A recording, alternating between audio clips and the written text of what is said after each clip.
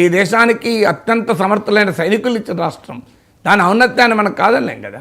ఇప్పుడు ఆంధ్రప్రదేశ్లో సెక్స్ వర్కర్లు ఉన్న అంశమే మనం చర్చించాలా? ఆంధ్రప్రదేశ్కు గొప్ప కళా, సాహితీ, సాంస్కృతిక రంగాల్లో అపూర్వమైన సేవలు అందించిన గడ్డ కదా. సో మీకు విజయవాడ ఆంధ్రప్రదేశ్ తెలుగు ప్రజలకు రాజకీయ బాలశిక్ష నేర్పినటువంటి గడ్డ కదా. సో ఆ విజయవాడ గడ్డను మనము విజయవాడ, గుంటూరు ఈ గడ్డకు చాలా చరిత్ర ఉంది కదా. సో తెలుగువారి రాజకీయ చిరునామా అక్కడ. మనకి ఇప్పుడే కాదు, హిస్టారికల్గా తీసుకున్న తెలుగు వాళ్ళ రాజకీయ చిరునామా అది. సో దాన్ని మనం ఎలా తగ్గించుతాం? సో మనకు సాంస్కృతిక వారసత్వం ఉంది, దానికి చరిత్ర ఉంది కదా. సో అందువల్ల ఒక రాష్ట్రాల్లో ఆ యాంగిల్లో చూడాల్సిన అవసరం లేదు కదా అంట నేను. ఆ రాష్ట్రానికి అనేక రకాల ప్రత్యేకతలు ఉన్నాయి. ప్రపంచ కార్పొరేట్ దిగ్గజాలు ఇచ్చినటువంటి గడ్డ కదా. మీకు సత్య, నాదెల్లా అలాంటి వాళ్ళు కూడా అక్కడి నుంచే పుట్టారు కదా. ఆ గడ్డ నుంచే కదా, రాయలసీమ గడ్డ నుంచి పుట్టారు, తెలుగు గడ్డ నుంచే పుట్టారు కదా, ఆంధ్రప్రదేశ్ ఇప్పటి ఆంధ్రప్రదేశ్ నుంచే పుట్టారు కదా. సో అందువల్ల let us not get in to such things. అందువల్ల ఎట్టి పరిస్థితుల్లో ఆ వ్యాఖ్యలు అంగీకారం కాదు. దీనిపైన వివరణలు, వ్యాఖ్యానాలు, సమర్థనలు, విశ్లేషణల కన్నా బేషరతుగా ఇలాంటి వ్యాఖ్యలు అనాల్సింది కాదు. దీన్ని నేను పూర్తిగా ఓన్ చేసుకుంటున్నాను అని అన్నవాళ్ళు కనుక చెప్పుంటే ఇబ్బంది ఏమి ఉండదు. అప్పటికి కూడా ఇబ్బంది ఉండదని నేను అనలేను. అట్లీస్ట్ కాలక్రమేణా రిగ్రెట్ అయ్యారు, పశ్చాత్తాపాన్ని మించినది లేదు కదా అని ఒక కన్సలేషన్. కానీ ఇంకా దాన్ని సమర్థిస్తూ పోతే it makes a very bad thing కదా.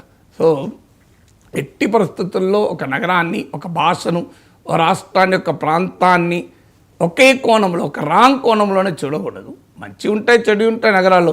అయినా స్టడీలో అమరావతిలో ఈ సమస్య అసలు అమరావతి లేదు కదా. నా పాయింట్ అది. అమరావతిలో ఇప్పుడిప్పుడే కదా నగరంగా రూపుదిద్దుకుంటుంది. ఇంత అమరావతి జనాభా ఎంత? సో అమరావతిలో ఏమన్నా కోట్ల జనం ఉన్నారా, లక్షల జనం ఉన్నారా? ఎందుకు అమరావతికి అందరూ అక్కడ పోయి ఎదుర్కొంటారు? అబ్సల్యూట్లీ రాంగ్ ఆర్గ్యుమెంట్ కదా. కృష్ణరాజు మీద, కొమ్మినేని మీద కేసు నమోదైంది సార్. జగన్ క్షమాపణ చెప్పాలి అనేది చంద్రబాబు నాయుడు డిమాండ్. రాజధాని మహిళలు, తెలుగు మహిళలు డిమాండ్ చేస్తూ ఉన్నారు వైఎస్ భారతి క్షమాపణ చెప్పాలి అని. ఎందుకు అంటే సాక్షి వైఎస్ భారతి పేరు మీద ఉంది కాబట్టి. అండ్ అంటే టీవీ డిబేట్స్లో చాలామంది వస్తూ ఉంటారు కదా సార్. ఫర్ ఎగ్జాంపుల్ మీరున్నారు, మీరు ఎప్పుడు అనుచిత వ్యాఖ్యలు చేయరు, చాలా ఆచితూచి మాట్లాడతారు, చాలా హుందాగా. ఇప్పుడు సాక్షి ఎంతవరకు బాధ్యత వహించాలి ఆ కృష్ణరాజు మాట్లాడిన మాటలకు? అంటే ఇప్పుడు రాజకీయాల్లో సాక్షి అనిపించింది, జగనే అనిపించాడని టీడీపీ వాళ్ళ ఆరోపణ.